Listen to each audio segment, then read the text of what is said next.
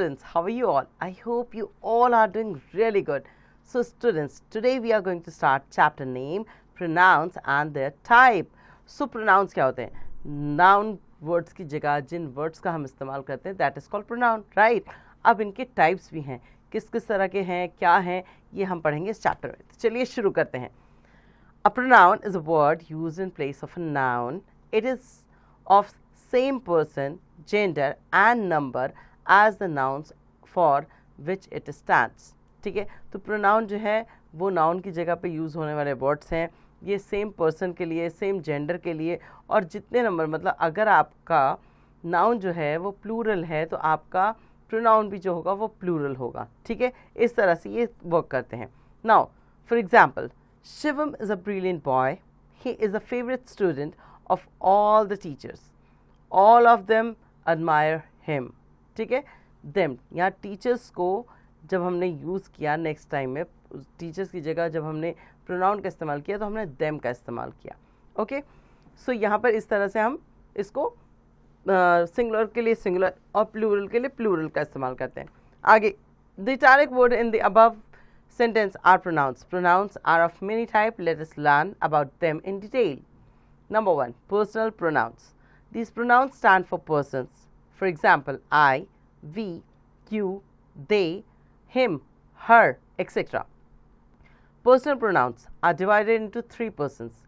The first person, the speaker, the second person, the listener, and the third person, the person or thing is spoken about. Okay, so personal pronouns क्या होते हैं? ये 3 तरह के होते हैं. First person, second person और third person.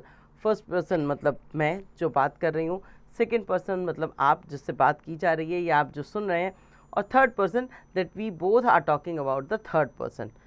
कि मुझसे मीना ने कहा कि कल वो मार्केट जाएगी. तो यहाँ आई, यू और मीना क्या है? ही, शी, इट. ओके, इस तरह से. सो देखते हैं यहाँ पर एक टेबल बना है जो हमें यहाँ बताएगा कि सिंगुलर और प्लूरल में first person, second person, third person को हम किस तरह से यूज़ करते हैं. Study the following table.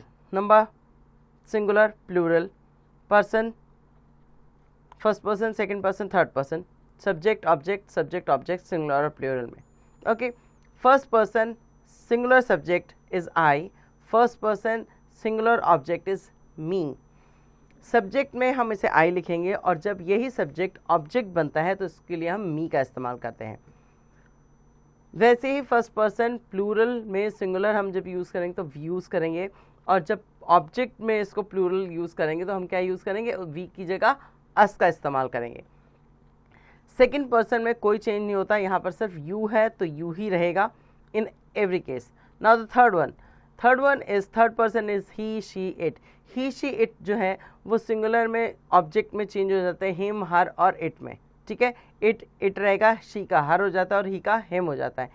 In case of plural they become them. Okay, next आते हैं सब्जेक्ट फॉर्म्स पर. I, we, you, he, she, it and they are used as the subjects of verbs. I saw the Taj but he didn't. यहाँ पर subject देख रहे हैं आप, I saw the Taj but he didn't.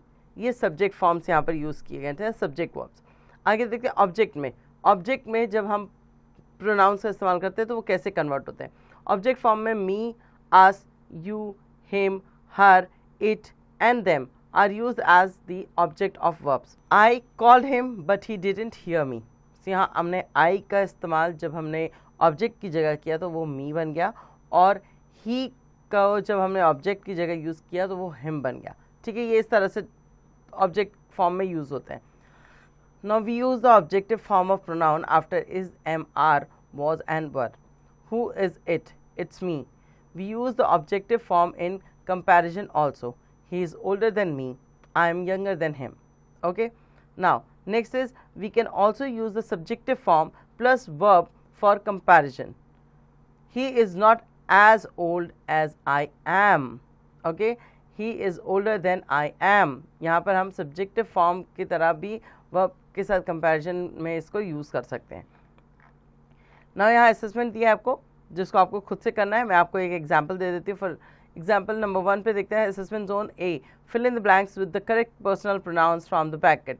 Rama and I were present there, Rama and me were present there नहीं, Rama and आई, यहाँ पर राम के साथ कनेक्ट किया जा रहा है किसको, मुझे, ठीक है, आई को। सो यहाँ पर हम आई का इस्तेमाल करेंगे क्योंकि ये सब्जेक्ट में सिंगुलर है, तो यहाँ पर आई का इस्तेमाल करेंगे। जब ये ऑब्जेक्ट की जगह होता है तो हम इसमें मी का इस्तेमाल करते हैं। अब आप बाकी अपने आप कर सकते हैं। नेक्स्ट आते हैं पॉजेसिव एंड रिफ्लेक्सिव प्रोनाउन पे। Possessive pronouns shows possession, relation, connection and belonging. So possessive pronouns जो है वो पोजीशन बताते हैं कि ये सामान किससे है, किससे रिलेट करता है, किसके साथ कनेक्ट है या किसका है, ठीक है। Pronoun, possessive adjective, possessive pronoun and reflexive pronoun, ये आपको यहाँ पर चार्ट में शो कर रखा है। I, my, mine, myself, you, your, yours, yourself, yourselves, he, his, himself, she, her, hers, herself, it, its, itselfs, we, our, ours, ourselves, they, their, theirs, theirselves, themselves. Okay, compare the two type of possessive in the following sentence. Number 1, this is my mobile and this mobile is mine. So this is my mobile में हम देखते हैं कि ये possessive adjective है, but this mobile is mine में क्या है, possessive pronoun है, ठीक है। नेक्स्ट आते हैं that is her bike. सो यहाँ पर क्या है, हर क्या है हमारा पॉजेसिव एडजेक्टिव है और इसकी जगह हम क्या लगाएंगे, हर्स, पॉजेसिव प्रोनाउन में कन्वर्ट करने के। So that bike is hers, this is their house and this house is theirs. So the possessive which are used before nouns are possessive adjective while the possessive used at the end of the sentence are possessive pronouns. So जहाँ पर possessive जो है वो noun से पहले लग रहे हैं, वहीं पर पॉजेसिव प्रोनाउंस जो हैं वो सेंटेंस के एंड में लग रहे हैं। सो यहाँ पर इस चीज़ से आपको डिफरेंस पता चल जाएगा कि ये पॉजेसिव प्रोनाउन है या पॉजेसिव एडजेक्टिव है। ओके, नेक्स्ट आते हैं हम रिफ्लेक्सिव प्रोनाउन पे। Reflexive pronoun shows that the action of the subject reflects back to the subject और affect the subject itself. The pronouns myself, himself, herself, themselves, ourselves, itself, oneself, yourselves and yourselves are reflexive pronouns. Example, he injured himself. You are hurt yourself. You have hurt yourself. We should love ourselves and she saved herself. ये हमारे reflexive pronouns थे।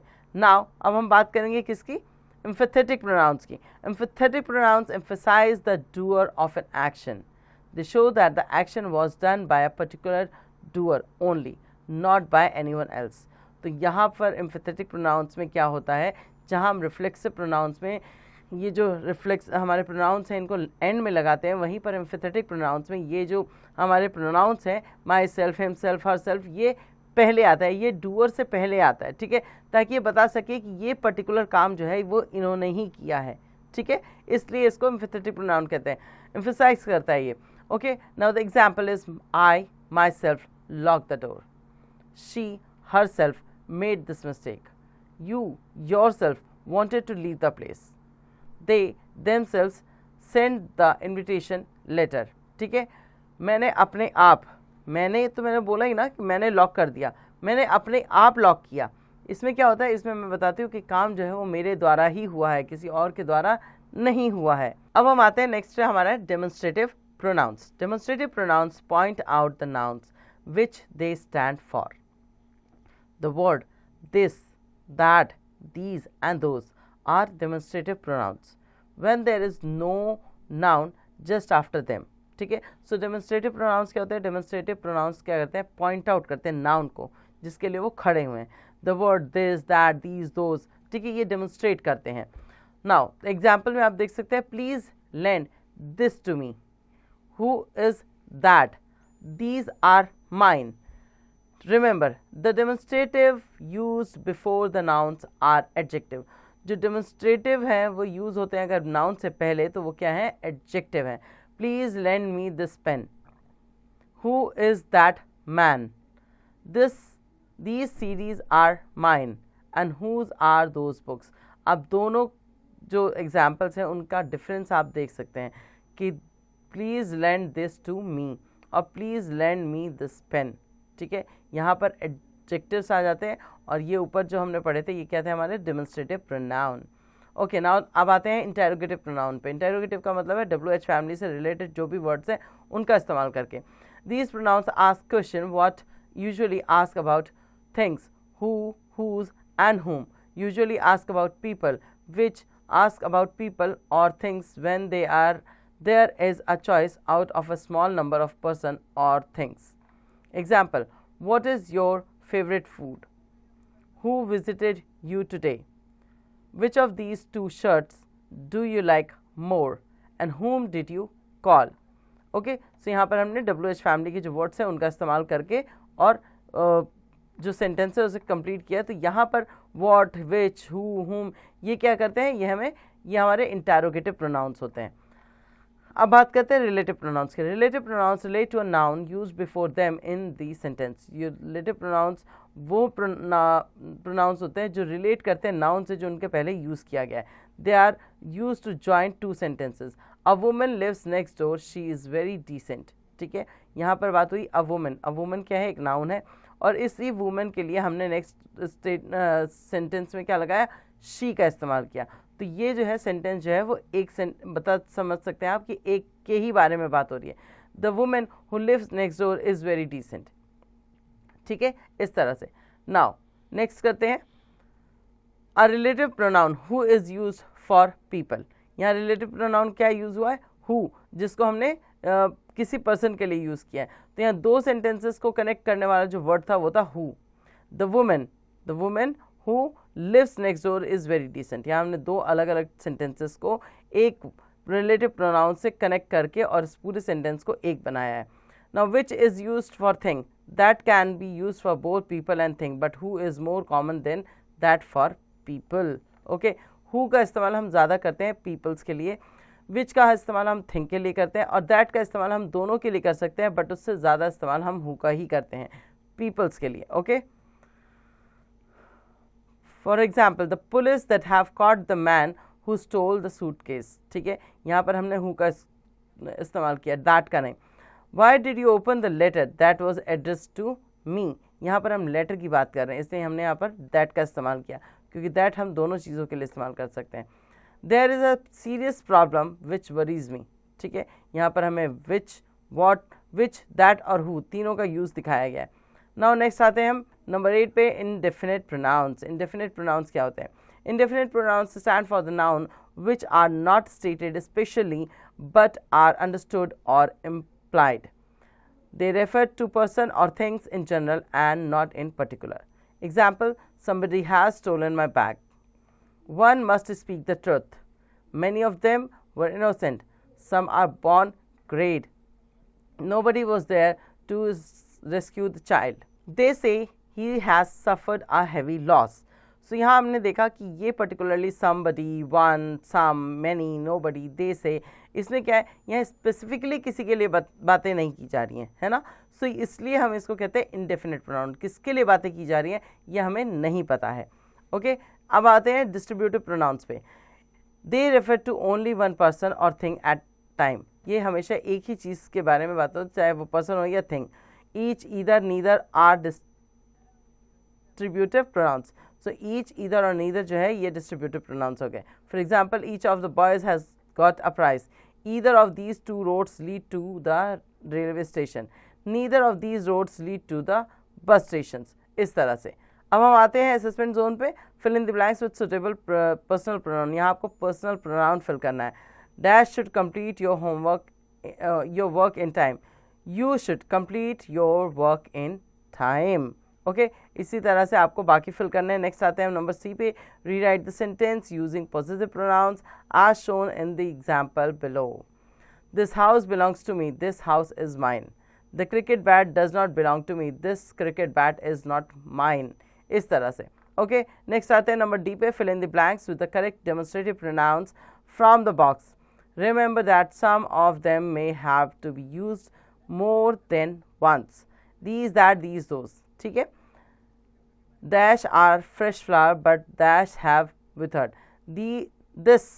These are fresh flowers क्योंकि यहाँ पर ये flowers जो है वो क्या है, प्लूरल है, इसलिए हमने दीज का इस्तेमाल किया। बट दोज हैव विथर्ड, और दैट, यहाँ पर जब हमने फ्लावर्स की बात की है तो अगर वो प्लूरल में है तो हमारे दोनों जो डेमोन्स्ट्रेटिव प्रोनाउंस होंगे वो हम प्लूरल वाले ही यूज़ करेंगे, these and those. Okay, next आता है that is my mother's coat, old coat, तो that is my mother's old coat, ठीक है, ये मेरी मम्मी का पुराना कोट है, ये जो आप दूर से दिखा रहे हैं इस तरह से। ओके, चलिए आगे बढ़ते हैं नेक्स्ट पे। ई पर चूज द करेक्ट रिफ्लेक्सिव और emphatic pronoun from the given option and fill in the blanks. You dash did it, you yourself did it, you only did it, you yours did it, you myself did it, नहीं, you yourself did it, तो यहाँ पर हम yourself पे टिक करेंगे। तो ये क्या है हमारा, ये हमारा एम्फेथेटिक प्रोनाउन है, ठीक है। नेक्स्ट आते हैं we must complete our work. We की जगह हम क्या यूज़ करेंगे, वी की जगह himself, herself, ourself, yourself. We must complete our work ourself, ठीक है। तो ये हमारा कौन सा नाउन हो जाएगा, ये हमारा रिफ्लेक्सिव प्रोनाउंस हो जाएंगे। इसी तरह से आप सारे फिल कर लेंगे। नेक्स्ट आते हैं नंबर एफ पे, choose the correct distributive pronoun from the box and fill in the blanks. Each pronoun may be used more than one. Dash of the book of the two book is mine. Either of the two book is mine. Dash of these road leads to Agra. Neither of these road leads to Agra. ठीक है, आप ऐसे ऐसे fill कर सकते हैं। Next number आते हैं जी पर, join each pair of sentence using a relative pronoun. Example, I know a carpenter. He can mend the sofa. I know a carpenter who mend the sofa. This is a girl. She saved the child from drowning. This is the girl who saved the child from drowning. Okay, इस तरह से आप इसे complete करेंगे। सो यहाँ हमारा chapter होता है, एंड होपफुली आपको चैप्टर समझ आ गया होगा। नाउन्स के जो डिफरेंट टाइप्स या पार्ट्स हैं उनको आप एक बार फिर से रीड कर लीजिएगा ताकि आप समझ सकें कि ये इंडिविजुअली किस लिए स्टैंड किया जाती है, ये नहीं ये पर्टिकुलर नेम क्यों दिए गए हैं। एंड उसके बाद आप अपनी एक्सरसाइज बहुत ईजीली कंप्लीट कर सकते हैं।